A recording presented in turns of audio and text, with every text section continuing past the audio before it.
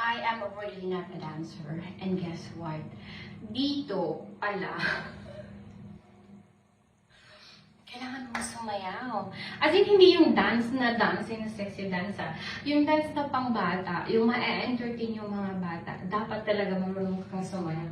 Alam mo, dati sa school, hindi talaga ako sumasayaw. Like, kung sumasayaw man ako, pinipilit ako or napipilitan lang.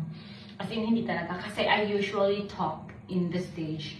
Yun nga. Nag-join ako sa declamation, mga yun, declamation, storytelling before when I was a kid.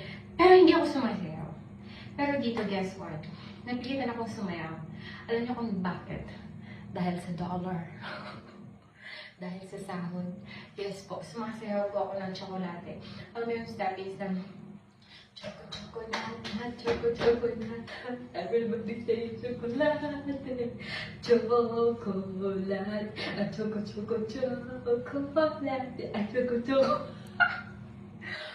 Anyway, yun lang.